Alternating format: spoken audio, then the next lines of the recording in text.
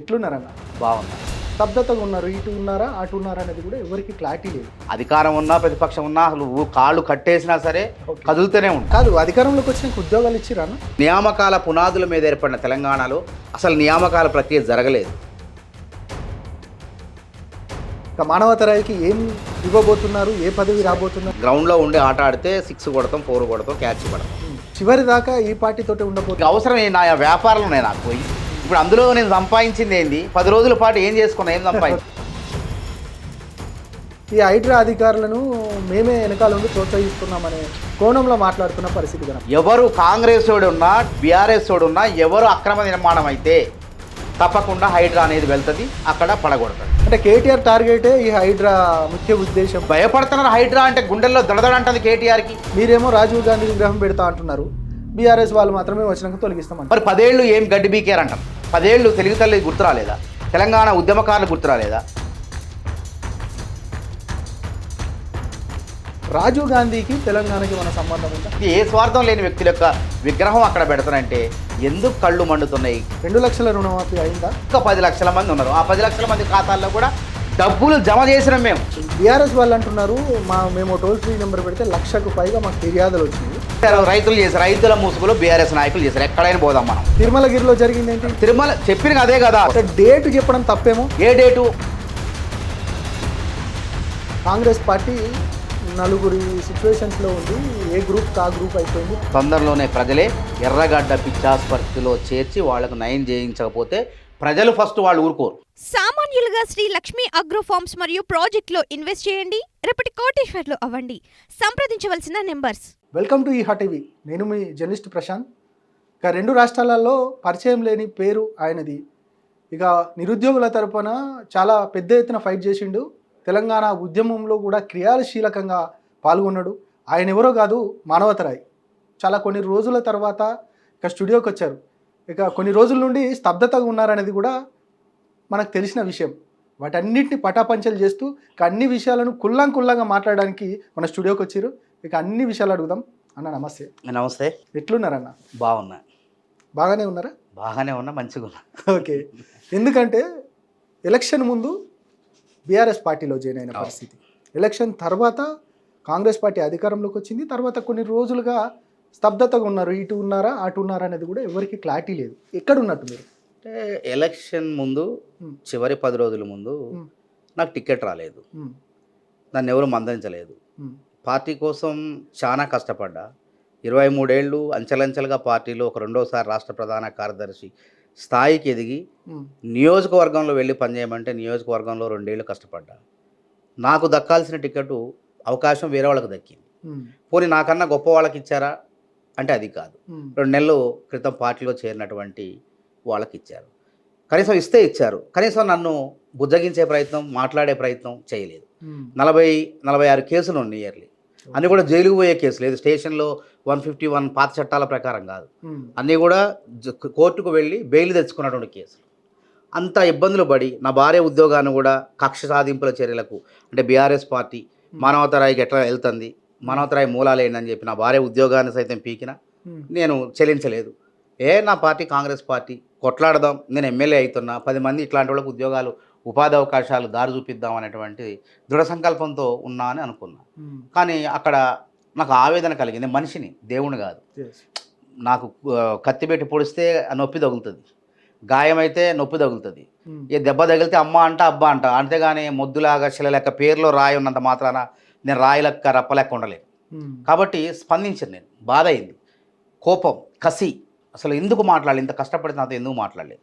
అదేవిధంగా రేవంత్ రెడ్డి గారిని కూడా మొట్టమొదట నేను ఒక ప్రధాన కార్యదర్శిగా ఉండి ఏఐసిసి కమిటీ కింద ఉండి, ఒక రేవంత్ రెడ్డి గారు లాంటి నాయకుడు ఈ రాష్ట్రానికి పార్టీ అధ్యక్షుడైతే ఇప్పుడున్న పరిస్థితుల్లో మనం కాంగ్రెస్ పార్టీ అధికారంలోకి వస్తుంది, కేసీఆర్ని ఢీకొట్టే సమర్థత రేవంత్ రెడ్డి గారికే ఉన్నదని చెప్పి బల్లగుద్ది వాదించిన.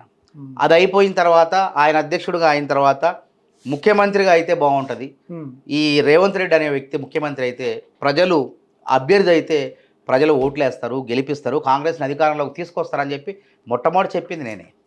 సరే, నాకు అవకాశం రాలేదు, బాధ కలిగింది. ఇంత కష్టపడ్డా నన్ను ఎవరు పట్టించుకోలేదు అనే బాధలో వెళ్ళిన.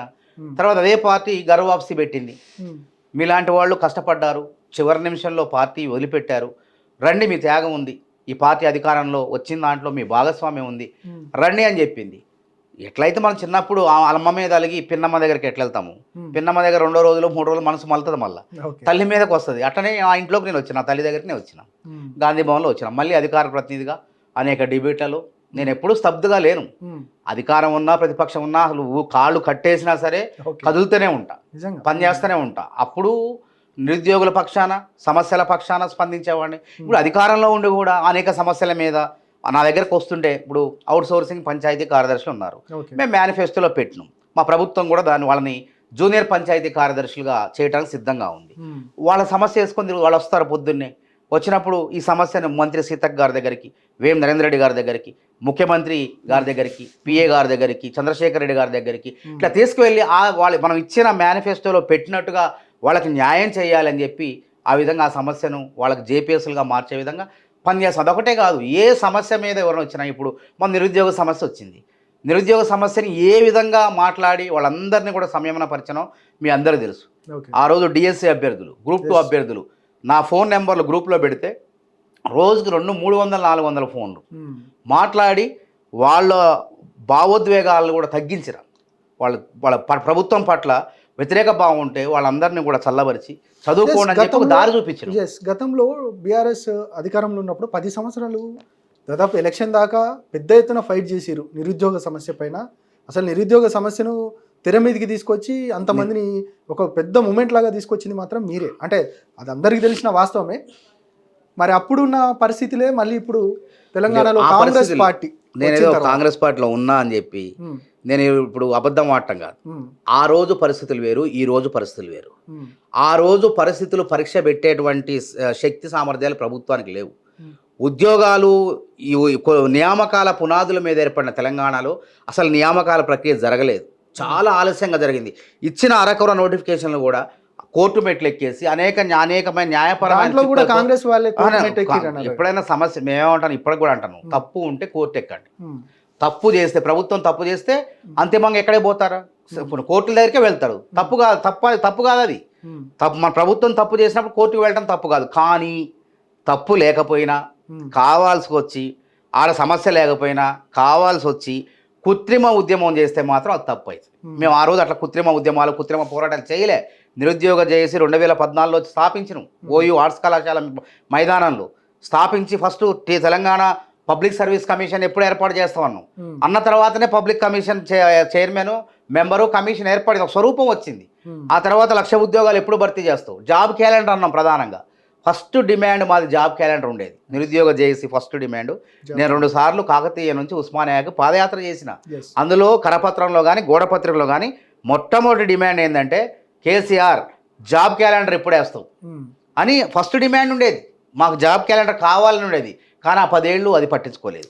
ఇప్పుడు మేనిఫెస్టోలో పెట్టిన విధంగానే ఒక సమర్థమైనటువంటి పటిష్టమైనటువంటి అసెంబ్లీలో చర్చించి మరి ఒక జాబ్ క్యాలెండర్ని విడుదల చేసినాం. నిజంగా నిరుద్యోగుల స్వర్ణయుగం కాంగ్రెస్ పాలన అనేది. ఎందుకంటే ఆ రోజు మేము గొంతెత్తి మొత్తుకున్న కాదు, అధికారంలోకి వచ్చిన ఉద్యోగాలు ఇచ్చిరానా? ఉద్యోగాలు ఇవ్వటం, ఇప్పుడు 30,000 ఉద్యోగాలు బీఆర్ఎస్ ప్రభుత్వం నోటిఫికేషన్ కావచ్చు, కానీ వాళ్ళకి భర్తీ చేయటం చేత కాలేదు. ఎందుకంటే అక్కడ చిక్కులు ఉన్నాయి. రేవంత్ రెడ్డి 38,000 ఉద్యోగాలు ఎందుకు ఇచ్చిండు, కేసీఆర్ ఇచ్చిన నోటిఫికేషన్లు ఆయన ఎందుకు భర్తీ చేయలేకపోయిండు? అక్కడ న్యాయపరమైన చిక్కులు ఏంటంటే హారిజాంటల్ రిజర్వేషన్ ఒకటి ఉంది. సుప్రీంకోర్టు తీర్పు ఉన్నది. అంటే మహిళలకు 33%, తర్వాత పిఎస్సి వాళ్ళ దివ్యాంగులకు రిజర్వేషన్, అవన్నీ అమలు చేయకుండా నోటిఫికేషన్లు ఇస్తే రేపొద్దున నువ్వు భర్తీ చేసే టైంలో కోర్టుకు పోతే మొత్తం రద్దు అవుతాయి కదా. అందుకోసం కేసీఆర్ గారు ఉద్యోగాల భర్తీ చేయలేకపోయాడు. కానీ రేవంత్ రెడ్డి గారు నువ్వు ఇచ్చిన నోటిఫికేషన్లే, కానీ నువ్వు చేయలేని పని ఆయన చేసి చూపించాడు. వచ్చిన వెంటనే ప్రభుత్వం ఏర్పడిన డిసెంబర్లోనే వెంటనే విత్తింది 1 మంత్ 2 నెలల్లోనే 38,000 ఉద్యోగాలు ఇచ్చిండు. ఎవరు గొప్ప? నీకు సమస్య పరిష్కరించడం చేతగాలే. అదేవిధంగా మేము ఇచ్చిన నోటిఫికేషన్లు మొత్తం కలిపితే 5,000 టీఎస్సీ, ఒక 6,000 ఎన్నో ఉద్యోగాలు ఇచ్చారు. కానీ నిరుద్యోగ గందరగోళం లేకుండా ఒక శాశ్వత పరిష్కారాన్ని కల్పించే విధంగా జాబ్ క్యాలెండర్, సర్వరోగ నివారణ జిందా తిలిస్మాత్ అంటాం కదా, అదేవిధంగా సర్వ నిరుద్యోగ సమస్యల పరిష్కారిణి జాబ్ క్యాలెండర్. ఒక జాబ్ క్యాలెండర్ ఉంటే ఒక భరోసా నిరుద్యోగికి. ఏ ఉద్యోగం ఏ తేదీన ఏ నోటిఫికేషన్ ఉంటుందో ఒక గందరగోళం లేకుండా పడకుండా, అయోమయం పడకుండా చక్కగా చదువుకునేటువంటి అవకాశం ఉంటుంది. దాన్ని కల్పించడం. ఇంతకన్నా ఇంకెవరైనా చేస్తారు చెప్పండి? వాళ్ళు చేయలేనిది మేము చేసినాం. కాబట్టి వాళ్ళు 30 ఎవరిచ్చారు? ఇప్పుడు ఇస్తాం. దాదాపు మేమన్నా 2 లక్షల ఉద్యోగాలను భర్తీ చేసి నిరుద్యోగుల యొక్క రుణం కూడా తీర్చుకుంటాం. ఈ జాబ్ క్యాలెండర్ ద్వారా బరాబర్ తీర్చుకుంటాం. ఎట్లా ఉద్యోగాలు ఎక్కడ ఉన్నాయో, ఏ విధంగా ఉన్నాయో మాకెరుక. గవర్నమెంటు ఇక పూర్తిగా నిరుద్యోగులకు ఉద్యోగాలు నోటిఫికేషన్ ఇస్తానంటుంది. మరి మీలాంటి రాజకీయ నిరుద్యోగులకు చాలా పెద్ద ఎత్తున ఫైట్ చేసిరు. ఇక మానవతరాయికి ఏం ఇవ్వబోతున్నారు? ఏ పదవి రాబోతుంది? మానవతరాయి పదవి తర్వాత ముచ్చట. మానవతరాయికి ఏది వస్తే ఏంది, రాకపోతే ఏంది, ప్రజలకు ఏమొస్తుందో అది చూసుకోవాలి. మానవతరాయికి ఇచ్చేది పార్టీ చూసుకుంటుంది. మానవతరాయికి ఇచ్చినంత మాత్రాన ప్రజల కడుపు నిండదు కదా, నిరుద్యోగుల కడుపు నిండదు కదా. నిరుద్యోగులకు ఏం కావాలా? సరైన సమయంలో పారదర్శకంగా ఉద్యోగాలు కావాలి. మీరే అన్నారు ఇప్పటికీ దాదాపు 40 సంవత్సరాలకు పైగా, అంటే మీ రాజకీయ జీవితంలో ఇప్పుడు 23 ఏళ్ళు, అంటే మీకు దాదాపు 50 సంవత్సరాల వరకు ఉండొచ్చు. 45లో 23 ఏళ్ళు రాజకీయ పరంగానే ప్రతి సమస్య పైన ఫైట్ చేసిరు. ఇక మీకు కూడా ఇప్పుడు అధికారంలో ఉన్నారు కాబట్టి, కాంగ్రెస్ అధికారంలోకి వచ్చిన తర్వాత చాలామందికి, అంటే ఉద్యమం చేయని వారికి, లేకపోతే చాలామందికి, అంటే పార్టీకి సేవ చేసిన వారికి కూడా పదవులు వచ్చినాయి. కానీ మీరు పార్టీకి సేవ చేసిరు, సమాజానికి సేవ చేసిరు, తెలంగాణ ఉద్యమంలో ఉన్నారు. మీలాంటి వారికి పదవులు ఇవ్వకపోవడం అని అంటే ఎట్లా చూస్తారు? సరే, ఇంక ఇప్పుడే కదా, ఇప్పుడు ఇస్తున్నారు క్రమక్రమంగా. తప్పకుండా ఏదో ఒకటి. ఇప్పుడు మనం గ్రౌండ్లో ఉండి ఆట ఆడితే 6 కొడతాం, 4 కొడతాం, క్యాచ్ పడతాం. గ్రౌండ్లో వచ్చినాం మనం, తప్పకుండా మనం కష్టపడుతుంటే తప్పకుండా అవకాశాలు వస్తాయి. పెద్దలు చూస్తారు కదా ఎప్పటి నుంచి ఎవరు కష్టపడుతున్నారు, ఎవరు కష్టపడలేదని. నాకు వచ్చిన పదవితో నా బాధ ప్రజల బాధ కాదు కదా. ఇప్పుడు ప్రజల బాధ ఏందనేది చూసుకొని ప్రభుత్వం పనిచేయాలి. నాకు ఎప్పుడైనా రావచ్చు, వచ్చింది లేదు పోయింది లేదు. నేను దానికోసమే లేను. కాకపోతే నేను కాంగ్రెస్ వాదిగా సిద్ధాంతపరంగా నాకు గుర్తింపు లేదనే భావంతో నేను బాధపడి ఆ రోజు అట్లా చేయడం జరిగింది. మళ్ళీ గుర్తిస్తాం రండి, మీలాంటి వాళ్ళకి అన్యాయం జరిగిందని పార్టీ పిలిచినప్పుడు నా సొంత ఇంట్లోకి వచ్చిన. మళ్ళీ సొంత ఇల్లులో చిన్న అంటే ప్రభుత్వం చేస్తుంది అనేకం. ఇప్పుడు జాబ్ క్యాలెండర్ చేసింది, రుణమాఫీ చేసింది. దాదాపు 2 లక్షల రుణమాఫీలో కొద్దిగా 10% ఆగిపోయింది. 22,30,000 పైచులకు 30,000 మందికి చేసింది. 18,000 కోట్ల అకౌంట్లో వేసింది. ఇంకో 10 లక్షల మందికి ఒక 10%, అంటే 10,000 కోట్లు వేయాల్సింది. అది కూడా ఎందుకు వేయలేదు? సాంకేతిక పరమైన సమస్య. 2 లక్షల పైచులకున్న డబ్బులు వాళ్ళు చెల్లించకపోవటం, దానివల్ల సమస్యలు ఎదురైపోయి మేము ముందే చెప్పినా వాళ్ళ దగ్గర చేరలేదు సమస్య. మీరు కట్టుకోండి, 2 లక్షల పైన ఉన్నటువంటి డబ్బులు కట్టుకుంటే ఆ 2 లక్షలు మేము మాఫీ చేస్తాం అన్నటువంటి సమాచారం వాళ్ళ దాకా వెళ్ళలేదు. అయినప్పటికీ మేము చేస్తామని చెప్తాను. ఈ విధంగా చేసినాం అనేక రకాలుగా. ఏ సమస్య లేకుండా ఇప్పుడు 4.5 లక్షల ఇల్లు ఈ రాష్ట్ర వ్యాప్తం నియోజకవర్గానికి 3,000 చొప్పున 4.5 లక్షల ఇల్లు నిర్మించబోతున్నాం. ప్రతి అంశం కూడా కాంగ్రెస్ పార్టీ ఇచ్చిన వాగ్దానాల ప్రకారం అంటే చేసుకుంటూ పోతున్నాం. అంటే నాకు తెలిసి అన్న, దాదాపు మీరు రాజకీయ జీవితం మొదలుపెట్టినప్పటి నుంచి కాంగ్రెస్ తోటే ఉన్నారు. అవునా కదా? మరి కాంగ్రెస్తో పాటు ఉన్నప్పుడు ఇప్పుడు అంటే మొన్న మీరు బయటకు వెళ్ళడానికి కారణం ఏంది? ఒకవేళ మిమ్మల్ని కాంగ్రెస్లో ఏమైనా అడ్డుకున్న ఏమైనా శక్తులు ఉన్నాయా? సరే, రాజకీయం అన్న తర్వాత అడ్డుకునేవాడు అడ్డుకుంటాడు, మనం తప్పించుకొని ముందు కురకాల. ఇప్పుడు ఒడ్డు చేరేటప్పుడు రకరకాల, ఇప్పుడు ఏం చేస్తాం మనం ఒడ్డు చేరుతా అంటే మన తెడ్డు మొత్తం పడవ మొత్తం బొక్కలు పెట్టి ఇప్పుడు ఈత కొట్టకుండా ఒడ్డెక్కుతాం. అట్లా ఆ పని అయింది. ఒడ్డు చేరే క్రమంలో ఎవడో అడ్డుపడిండు. మళ్ళీ ఎట్నో కింద మీద సాగు తప్పి కన్నులు ఒట్టబోయినట్టు మళ్ళీ ఎట్నో ఒడ్డు చేరుకున్నా, కాంగ్రెస్ ఒడ్డు చేరుకున్నా. మళ్ళీ కొట్లాడుతున్నాం, కాంగ్రెస్ పార్టీ కోసం కొట్లాడుతున్నాం. ఎందుకంటే ఈ 3 రంగులు కండవ ఎప్పుడు కూడా గుర్తుపెట్టుకోండి. అప్పుడు ఇదే వేసుకొని ఇప్పుడు వేసుకొని మధ్యలో వచ్చింది, దాన్ని ఎవరు జనాలు మెచ్చలే. నేను చెప్పిన నేను పార్టీ మారితే ఫస్ట్ తెలంగాణ గేయ రచయిత అందశ్రీ గారు యూనివర్సిటీకి వచ్చి మార్నింగ్ వాక్లు కూర్చొని కలిసి నన్ను ఇష్టం వచ్చినట్టు మాట్లాడి, నువ్వు నీది కాదు ఇది, నీ పార్టీ పో, నీకు ఆ గులాబీ కండవ కాదు, సూటు కాలేదు, నీ గులాబీ కండవ నీ మెడలో నచ్చలేదు, నాకు నువ్వు వెళ్ళు. ఆయనే కాదు, ఎంతోమంది ప్రొఫెసర్లు మేధావులు, నీ కష్టం అక్కడ ఉంది, నువ్వు తినేటప్పుడు ఆడిగిపోయాను, ఈ పార్టీలో పోయాను, వద్దు మళ్ళీ ఇంకెంతకాలం కొట్లాడుతావు, నువ్వు అధికారంలో ఉండి సేవ చేయి అని చెప్పి ఎంతోమంది మేధావులు, నిరుద్యోగులు, అందశ్రీ గారు లాంటి వాళ్ళు నన్ను బాగా నెడితే అప్పుడు మళ్ళీ ఇందులోకి గర్వాప్సి అనే ఒక పిలుపు ద్వారా మళ్ళీ ఇందులోకి రావడం జరిగింది. కాబట్టి నేను ఏమంటానంటే కాంగ్రెస్ పార్టీ చాలా చేస్తుంది. ఇప్పటి వరకు 39 లక్షల మందికి దాదాపు ఈ యొక్క మన 500 రూపాయలకి సిలిండర్లు అందించే కార్యక్రమాన్ని ఇస్తుంది ఇప్పటి వరకు. అదేవిధంగా ఇప్పుడు 200 యూనిట్లు రాజకీయాలు వెళ్లే ముందు చివరి దాకా ఈ పార్టీతోటే ఉండబోతుంది. ఇంకేం అవసరమే ఉంది? ఇప్పుడు ఒకసారి బాధపడి చేసిన, ఇప్పుడు అదే పార్టీలో నాకు ఇక అవసరం నా వ్యాపారాలు ఉన్నాయి నాకు పోయి. ఇప్పుడు అందులో నేను సంపాదించింది ఏంది? 10 రోజుల పాటు ఏం చేసుకున్నా, ఏం సంపాదించిన, ఏమైనా పదవులు సంపాదించిందులోకి వచ్చిన ఆ 10 రోజుల ఆవేశంలో బాధలో నేనే కాదు, నేను చెప్పినగా నేను భావోద్వేగం అనేది మనిషికి సహజం. నేను భగవంతుడు కాదు, మనిషిని. మనిషి అన్న తర్వాత దుఃఖం వస్తుంది, నాకు బాధ వస్తుంది, భావోద్వేగం కలుగుతుంది. అప్పుడు పడకపోతే బండకి నాకు తేడా లేదు. కాబట్టి పోయినా మళ్ళీ తెలుసుకున్నా, పార్టీ ఆహ్వానించింది, వచ్చిన మళ్ళీ ఈ పార్టీ కోసం గొంతై రేవంత్ రెడ్డికి అత్యంత దగ్గరగా ఉండే మానవతరాయి బీఆర్ఎస్కి వెళ్ళిన తర్వాత కొంత మనస్పర్ధలు వచ్చినప్పటికీ కూడా మళ్ళీ పార్టీలోకి ఆహ్వానించారు. ఖచ్చితంగా పార్టీలో మంచి పదవులు రాబోతున్నాయా అంటే నిజంగా ఆ పరిస్థితి ఉంది. ఇప్పుడు మనిషి ఎప్పుడు ఆశావాద దృక్పథంతో ఉండాలి. నాకేది రాదు, నాకేముంది, ఏ హామీతో వచ్చిరన్న హామీ ఏముండదు. నేను పని చేస్తా, నేను ఎక్కడున్నా కానీ పని చేయగలుగుతా, అందరికి ఉపయోగపడతా. కాబట్టి నాలాంటి పని చేసేవాడు కాంగ్రెస్ పార్టీలో ఉండాలి, మొదటి నుంచి ఉన్న ఈ పార్టీలో. కాబట్టి నన్ను ఉపయోగించి నా పనితనం పార్టీకి లాభం జరుగుతుంది. కాబట్టి తప్పకుండా నన్ను ఆదరిస్తారు, గౌరవిస్తారు భవిష్యత్తులో. ఇప్పటి వరకు అన్యాయం జరిగిందనే సానుభూతి మీలాంటి వాళ్ళకి కాదు, రాష్ట్రం మొత్తం ఉంది. అరే మానవతరాయి 10 ఏళ్ళు కొట్లాడిండు, మానవతరాయికి అన్యాయం జరిగిందనే ఆ మాట అనేది రాష్ట్రంలో ఉన్నటువంటి ప్రతి ఒక్క తెలంగాణ బిడ్డ గొంతులో ఉంది. ఇప్పుడు ఇందాక వచ్చిన చైర్మన్ గారు నరసింహారావు గారు, వారితో మేము 10 ఏళ్ళు పనిచేయ, వారు కూడా అన్నారు ఆ మాట. కాబట్టి ఏహార్ టీవీ చైర్మన్ గారు అన్నారు, అందరూ అన్నారు, మీరు అంటున్నారు. కాబట్టి తప్పకుండా ఇంతమంది ఆశీర్వాదాలు ఉంటే తప్పకుండా నాకు వచ్చే పదవి వస్తుంది. నాకు వచ్చే పదవి కాదు, ఇంకా చేయాలి అధికారంలో ఉండి, ఏ సమస్య లేకుండా, పోరాటాలు లేకుండా ప్రశాంతంగా సమస్యలు పరిష్కారం కావాలనేదే మా యొక్క సంకల్పం. రైట్ అన్న. ఇక రాష్ట్ర రాజకీయాల విషయానికి వద్దాం. ప్రధానంగా కాంగ్రెస్ పార్టీ ఒక ప్రతిష్టాత్మకంగా అంటే ఈ హైడ్రా అధికారులను మేమే వెనకాల నుండి ప్రోత్సహిస్తున్నామనే కోణంలో మాట్లాడుతున్న పరిస్థితి కనబడతా ఉంది. నిజంగా ఈ అక్రమ కట్టడాల కూల్చడంలో హైడ్రా అధికారులు అత్యుత్సాహం అంటారా, కరెక్టే చేస్తున్నారంటారా, ఏంటి అసలు? ఇప్పుడు నిజం కటువుగా ఉంటుంది, నిజం మాట్లాడితే చాలా కఠినంగా ఉంటుంది. యథార్థవాది లోక విరోధి అయితే సామెతలు ఉన్నాయి. హైడ్రా అనేది ముఖ్యమంత్రి గారు కావాలనేటువంటి దాన్ని ఒక మంచి చేయటం కోసం, ఒక మంచి పని చేయటం కోసం దాన్ని స్థాపించారు. దానికి కొన్ని స్వయం ప్రతిపత్తి కలిగిన సంస్థగా దాన్ని తయారు చేశారు. తయారు చేసి ఇది మంచి చెయ్యి. ఇప్పుడు చెరువు శిఖాలు ఆక్రమించడం, అక్రమ కట్టడాలు కట్టడం వల్ల ప్రపంచ స్థాయి నగరం కాస్త ఈ వరదలు వచ్చేసరికి ఈ వరదల నగరంగా మారిపోతుంది. తద్వారా మనకు అనేక రకాలుగా నష్టాలు ఉన్నాయి. కాబట్టి దీనికి ఎక్కడో చోట అంతం కావాలి, పులి స్టాప్ పడాలి అనే దృక్పథంతో రేవంత్ రెడ్డి గారు ఆయన ప్రతిపక్షంలో ఉన్నప్పుడు మాట్లాడారు, అధికారంలోకి వచ్చిన తర్వాత అమలు చేసి చూపిస్తున్నారు. ఎందుకంటే ఇక్కడ ఎవరు ఇప్పుడు ఇక్కడ ఏ పార్టీ కక్ష సాధింపులు కాదు ఇది.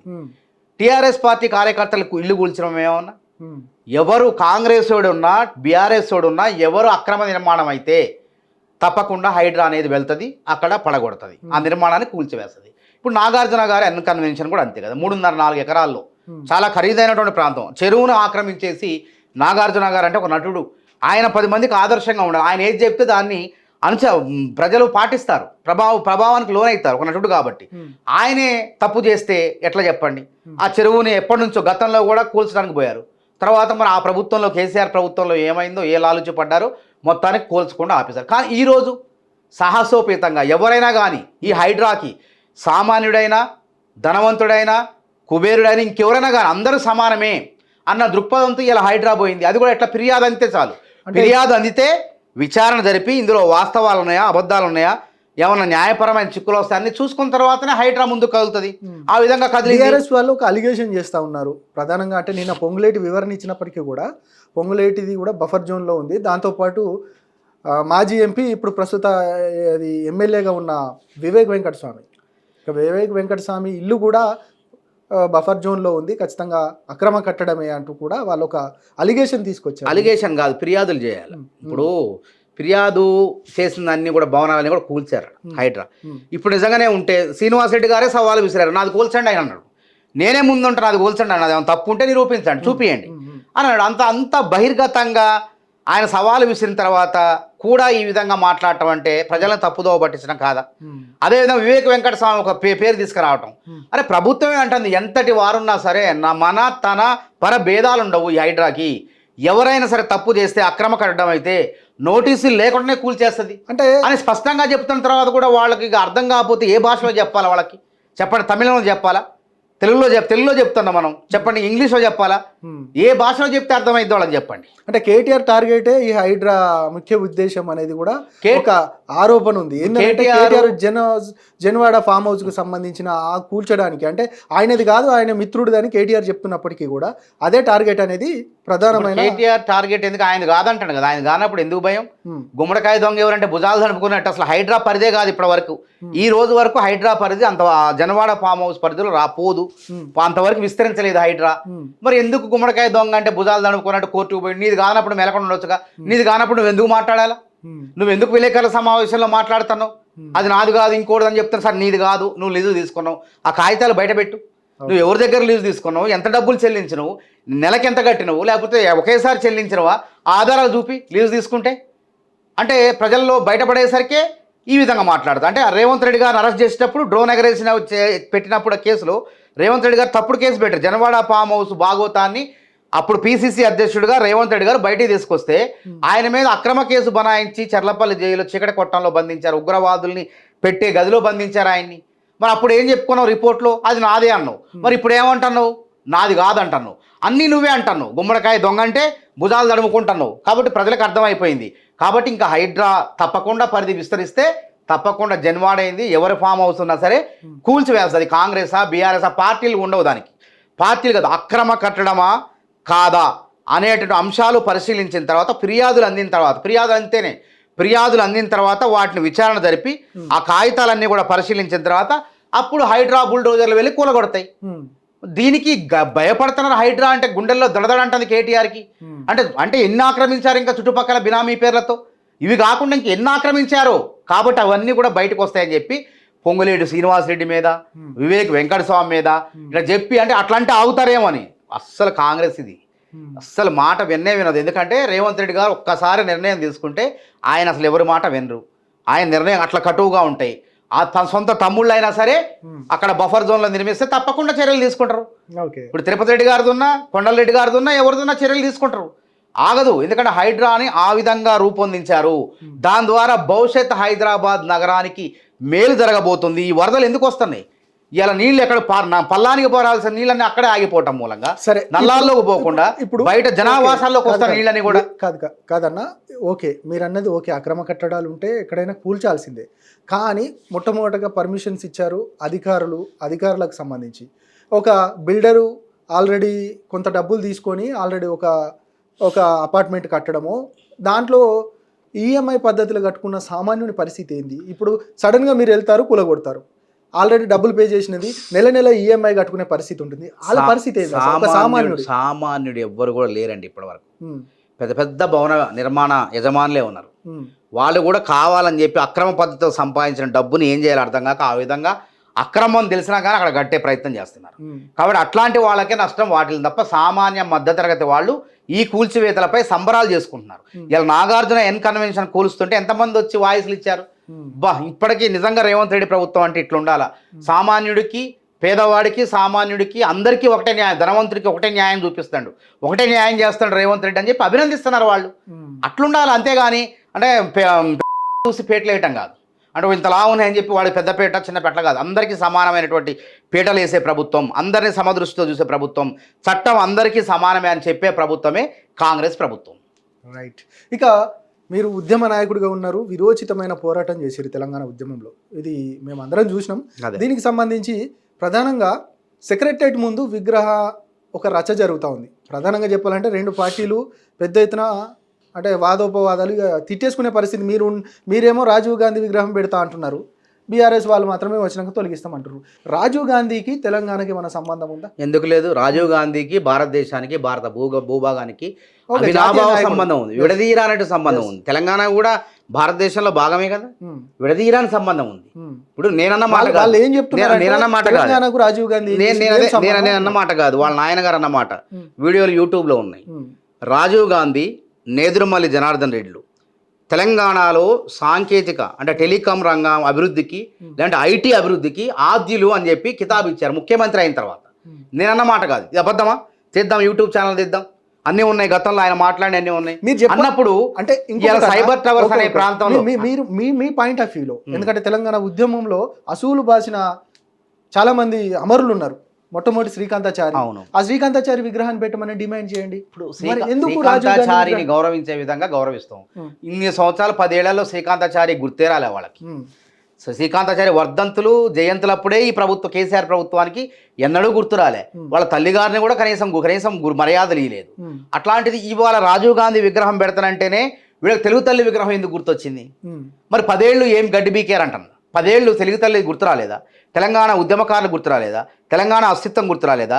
తెలంగాణ శ్రీకాంతాచారి ఎందుకు గుర్తు రాలేదంటారు నేను. తొలి అమరుడు కదా శ్రీకాంతాచారి, ఎందుకు గుర్తు రాలేదు 10 ఏళ్ళు? అధికారంలో అంటే అధికారంలో ఉన్నప్పుడు తెలంగాణ గుర్తురాదు. అధికారం పోయిన తర్వాత, సర్వం కోల్పోయిన తర్వాత అప్పుడు మళ్ళీ సెంటిమెంట్ రాజేసి పొగబెట్టి మళ్ళీ అధికారంలోకి వద్దామనేటువంటి ప్రయత్నాలు ఇవన్నీ కూడా పారవు, ఎత్తులుగా పారవు, అయిపోయింది. కానీ రాజీవ్ గాంధీ విగ్రహం ఎందుకు పెట్టాలంటే తెలంగాణ తల్లి వాళ్ళన్నట్టే విగ్రహాన్ని కూడా పెట్టుకుంటాను. డిసెంబర్ 9 లోపు, వచ్చే డిసెంబర్ 9న సెక్రటరియట్లో అంటే తెలంగాణ పరిపాలనా భవనం కేంద్రమైనటువంటి సచివాలయంలో ప్రతిష్ఠిస్తున్నాం, గౌరవించుకుంటున్నాం. అస్తిత్వాన్ని తెలంగాణ పరిపాలనా భవనంలో పెడుతున్నాం.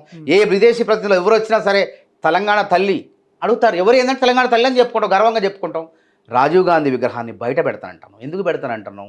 తెలంగాణలో కాదు దేశంలో సమాచార సాంకేతిక విప్లవానికి ఆద్యుడు ఆయన మూలంగానే ఈరోజు సమాచార సాంకేతిక విప్లవం మూలంగా ఈరోజు మనం ఏహా టీవీలో కూర్చొని ఈరోజు ఇంటర్వ్యూ చేసుకొని ఈ కెమెరాలు పెట్టుకొని ఈ లైట్లు ఈ యొక్క సమాచార సాంకేతిక పరిజ్ఞానాన్ని ఉపయోగించుకొని ప్రజల్లోకి మనం మాట్లాడింది వెళుతుంది. దానికి కారణం ఎవరు? రాహుల్ గాంధీ గారు, రాజీవ్ గాంధీ గారు. అదేవిధంగా ఇలా సెల్ ఫోన్లు కానీ రకరకాల ల్యాండ్ ఫోన్లు కానివ్వండి, ఈ విధంగా వ్యవస్థ అభివృద్ధి చెందడానికి కారకుడు ఎవరు? రాజీవ్ గాంధీ గారు కాదా? అట్లాంటి మహనీయుడి యొక్క విగ్రహాన్ని అక్కడ స్థాపిస్తే కేటీఆర్కి వచ్చిన నొప్పి ఏంటి అని అడుగుతున్నాను. అంతేకాదు, అసలు 18 ఏళ్లకే యువతకు ఓటు హక్కు కల్పించినటువంటి యువకుల పక్షపాతి, యువజనుల పక్షపాతి రాజీవ్ గాంధీ. అట్లాంటి రాజీవ్ గాంధీ ఒక ఆదర్శ యువతకు, దేశ యువతకు ఆదర్శం రాజీవ్ గాంధీ. ఆయన విగ్రహం అక్కడ పెడితే తప్పేంటి? అసలు రాజీవ్ గాంధీ రాజకీయాల్లోకి రావాలని లేదండి ఆయనకి ఇష్టం లేదండి రాజీవ్ గాంధీ గారికి. తను ఒక పైలట్గా, ఒక ప్రధానమంత్రి కొడుకైనప్పటికీ ఒకనే విమానాలు నడుపుకుంటా ఒక పైలట్గానే నా జీవితం ప్రారంభిస్తాను ఆ జీవితంలోకి వెళ్ళిపోయిన వ్యక్తి అనూహ్యంగా రాజకీయాల్లోకి వచ్చేసి ప్రధానమంత్రి అయిన వ్యక్తి ఆయన. అప్పుడు ప్రజాసేవ చేసినటువంటి వ్యక్తి ఆయన. మరి ఆయన మామూలుగా చనిపోయాడండి. దేశ సేవలోనే ప్రాణాలు అసూలు బాసిండి ఆయన. దేశం కోసం రక్తం చిందించినటువంటి రాహుల్ గాంధీ విగ్రహం పెడితే కేటీఆర్కి వచ్చిన బాధ ఏంది అని నేను అడుగుతాను. ప్రజలందరూ కూడా పెట్టాలంటున్నారు. ఇప్పుడు తెలంగాణ తల్లి విగ్రహము సెక్రటరియట్ తప్పకుండా లోపల మా పరిశీలన కూడా జరిగింది. స్థల పరిశీలన జరిగింది. అంటే గతంలో బీఆర్ఎస్ వాళ్ళు విమర్శించినట్టు సోనియా గాంధీ యొక్క చిత్రపటాన్ని పోలిన విగ్రహం ఉండబోతుందా, లేదంటే నిజంగా తెలంగాణ తల్లి వాళ్ళు చెప్పినట్టు గతంలో మీరు ఒక విమర్శ చేశారు, నగలు నట్రా వేసుకోదు తెలంగాణ తల్లి, తెలంగాణ ముఖ్యమంత్రి గారికి ఒక స్పష్టమైన అవగాహన ఉంది. తెలంగాణ స్వతగా ఆయన కళాకారుడు, ఆర్టిస్ట్. ఆయన అక్షరాలను అందంగా రాయటంలో నేర్పరు ఆయన ఎందుకంటే ఆయన ఫైన్ ఆర్ట్స్లో ఆయన ప్రవేశం ఉంది.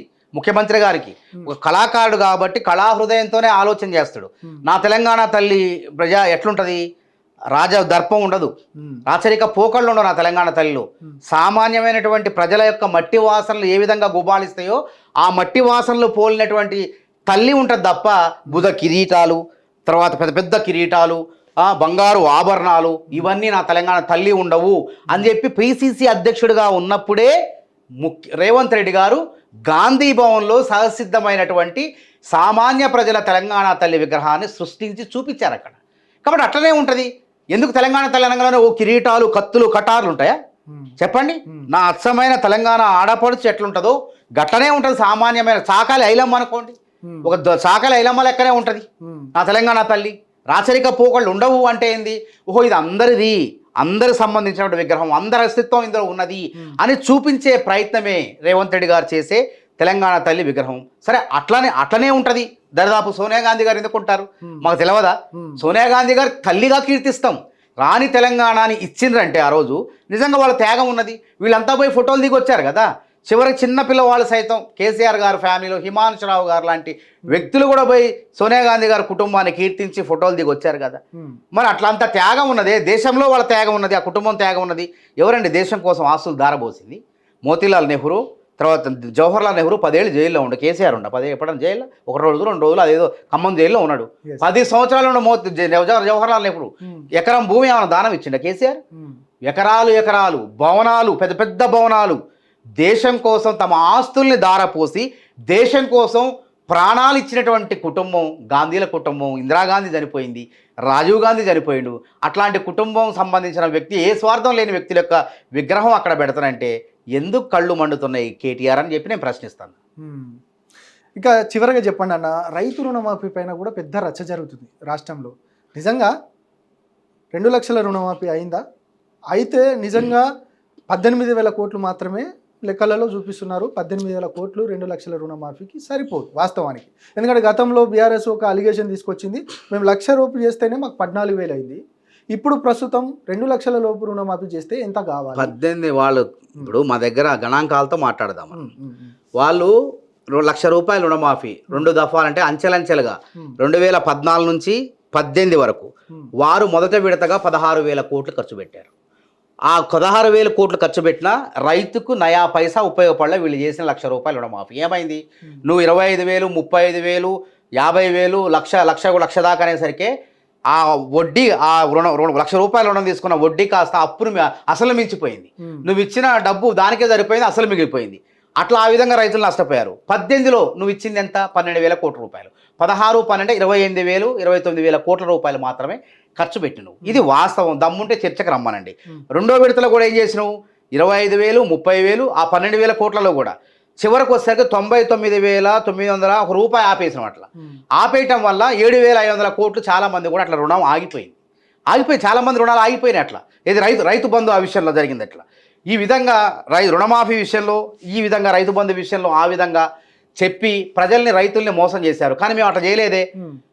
ఏకకాలంలో 2 లక్షలు అన్నాం. అంటే డేట్లు చెప్పి అదే మేము ఏమన్నాం, ఫస్ట్ జూలై 18న 1,00,000 రూపాయలు, జూలై 30, 31 తారీఖులో రెండిట్లో ఏదో ఒక రోజున 1,50,000, అంటే ఆగస్టు 15న 2 లక్షలు అన్నాం. ప్రధానంగా గ్రౌండ్లోకి వెళ్ళినప్పుడు ఒక క్వశ్చన్ మాత్రం రేజ్ అయింది. ఏంటంటే డేటుతో సహా చెప్పారు 2 లక్షలు అయిపోయింది అన్నారు. అయిపోయింది అనేసరికి 2 లక్షల పైన ఉన్న వారికి, కొంత టెక్నికల్ ఇష్యూస్ ఉన్న వారికి, వారందరికీ కూడా పడలేదు. పడకపోయేసరికి వాళ్ళు ఆల్రెడీ 2 లక్షల రుణమాఫీ అయింది, మాకెందుకు రాలేదు? ఇది ఒక ఆందోళన. 22,30,000 పైచిలకు రైతులకు రుణమాఫీ అయింది. అసలు మేము ఎంతమంది రైతులను నిర్దేశించుకున్నాం? అసలు ఈ రాష్ట్రంలో రుణమాఫీ కావాల్సిన రైతుల సంఖ్య 32,50,000 మంది మాత్రమే. ఇందులో ఇప్పటివరకు ఎంత అయినాయి? 22,30,000 పైచిలకు అయినాయి. ఇంకా 10 లక్షల మంది ఉన్నారు. ఆ 10 లక్షల మంది ఖాతాల్లో కూడా డబ్బులు జమ చేసినాం మేము. ప్రభుత్వ పరంగా జమ చేస్తే అక్కడ ఏం సాంకేతిక సమస్యలు వచ్చినాయి? 2 లక్షల పైన, అంటే 2,50,000 కానీ 2,10,000 కానీ ఉన్న రైతులు ఏం చేశారంటే, మేము ముందే చెప్పినాం, జూలై 18 చెప్పి 2 లక్షల పైన ఉంటే మీరు కట్టుకోండి, కట్టుకున్న తర్వాత మేము 2 లక్షల రూపాయలు జమ అవుతాయి మీకు, ఆగస్టు 15వ తారీఖు లోపు ఈ ప్రక్రియను మీరు చేయండి, చేసినట్లయితే 2 లక్షల రుణమాఫీ అయితే అని చెప్పినాం. కానీ రైతులు దాకా ఆ విషయం వెళ్ళలేదు. వెళ్ళకపోయినా నష్టం లేదు. ఇప్పుడు 10 లక్షల మంది ఉన్నారు అట్లాంటి వాళ్ళు, మొత్తం ఆధార్ కార్డులో తప్పులు ఉన్నోళ్ళు, అది ఇది 2 లక్షల పైన ఉన్నోళ్ళు. మళ్ళీ మేము అవకాశం ఇచ్చే దీనికి గడువు ఏం లేదు, చివరి తేదీ ఏం లేదు. తప్పకుండా మళ్ళీ ప్రయత్నాలు చేస్తున్నాం. నోడల్ అధికారులు పెట్టినాం, దరఖాస్తు చేసుకోండి అంటున్నాం. రేషన్ కార్డు ఒక కుటుంబానికి ఒకటే రేషన్ కార్డు ప్రమాణం కాదు. మళ్ళీ చెప్తున్నా, రేషన్ కార్డు ప్రమాణం కాకపోయినా కుటుంబంలో తల్లి, తండ్రి, కొడుకు, బిడ్డ ఇట్లున్నారు. వీళ్ళు విడిపోయినప్పుడు రేషన్ కార్డు ఉంది. కానీ ఇంట్లో 2-3 వేరు రుణాలు తీసుకుంటే, తండ్రి 1,00,000 రూపాయలు, భార్య పేరు మీద ఒక 2 లక్షలు, కొడుకు పేరు మీద తీసుకుంటే ఒకే రేషన్ కార్డు కుటుంబాన్ని మేము పరిగణించేటప్పుడు రేషన్ కార్డు తీసుకుంటున్నాం. కానీ విడిపోయినప్పుడు వాళ్ళ 10 ఏళ్ళుగా ఈ కేసీఆర్ ప్రభుత్వం రేషన్ కార్డులు ఇవ్వలే.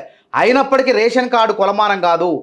మీరు వేరే ఆ కుటుంబం నుంచి మీరు విడిపోతే మీరు ఫిర్యాదు చేయండి వ్యవసాయ అధికారులకు. ఫిర్యాదు చేసినట్లయితే మీ రుణాన్ని కూడా మేము వేరుగా ఉంటున్నాం అనేటువంటి ఎంక్వైరీ చేసి విచారణ జరిపి తప్పకుండా మీ ఖాతాలో కూడా జమ చేసిన వాళ్ళు చాలా మందికి జమ చేసినాం. విచారణ జరిపిన తర్వాత ఇంకెక్కడ తప్పు జరిగింది? ఒక్కటి, ఇదేంటంటే కృత్రిమ ఉద్యమం. ఇది కూడా కృత్రిమ పోరాటం. పోరాటం ఎప్పుడు చేయాలా?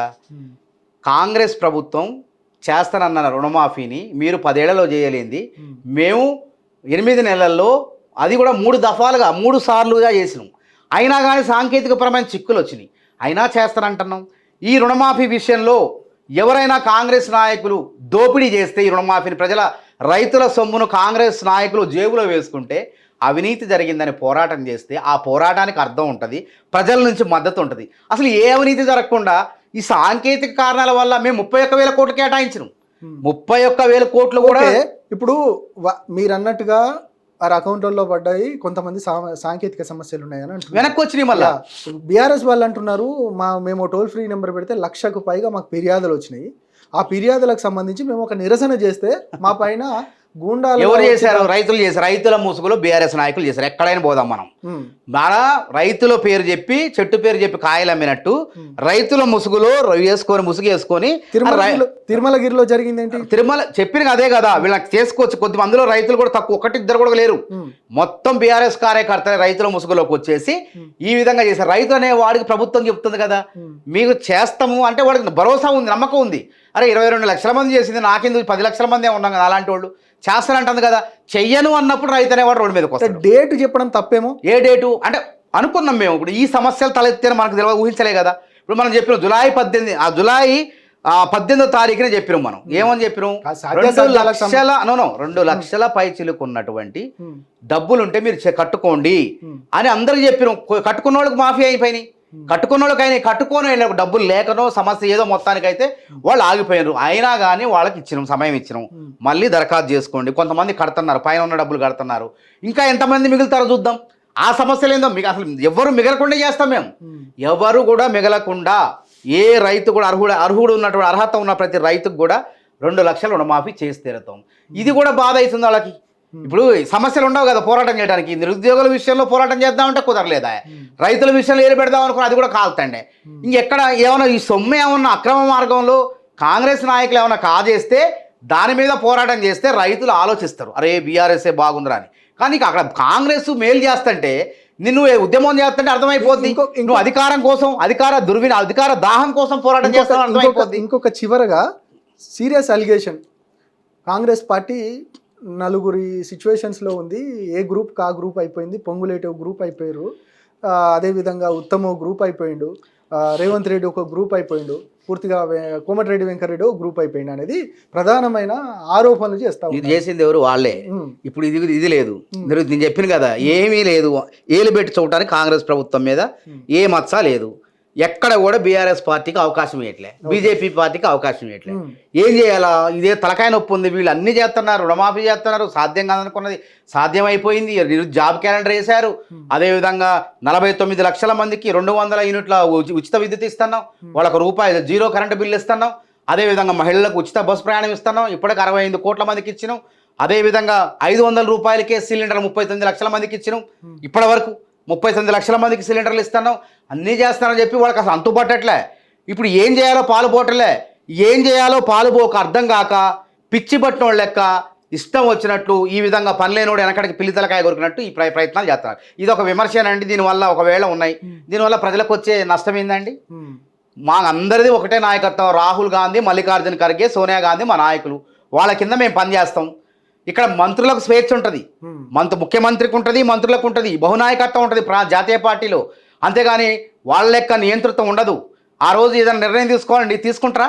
తీసుకోలేరు కదా ఆ పార్టీలో. కాబట్టి ఈ మంచిని చూసి ఓర్చుకోలేక, జీర్ణించుకోలేక, కడుపు మండి ఉబ్బి గ్యాస్ అయ్యి ఏది మాట్లాడాలి అర్థం కాక నోటిలోంచి బయటకు వచ్చి ఈ విధంగా పిచ్చి పట్టినట్టు మాట్లాడుతున్నారు. అందుకే వీళ్ళని తొందరలోనే ప్రజలే ఎర్రగడ్డ పిచ్చాసుపత్రిలో చేర్చి వాళ్లకు నయం చేయించకపోతే ప్రజలు ఫస్ట్ వాళ్ళు ఊరుకోరు. ఇది జరగబోతుంది త్వరలో. రైట్ అన్న, థ్యాంక్ యూ వెరీ మచ్. అన్ని విషయాలు మాతో పంచుకున్నారు. అదేవిధంగా మీకు ఒక మంచి పదవి రావాలి, ఆ పదవితో ఇంకా ఎక్కువగా ప్రజలకు సేవ చేయాలనేది మేము కూడా కోరుకుంటున్నామన్న. థ్యాంక్ యూ అన్న. ఇది ఈరోజు మానవతారాయ్ గారితో ఇంటర్వ్యూ. మరొక ఇంటర్వ్యూతో మళ్ళీ కలుద్దాం. నేను మీ ప్రశాంత్.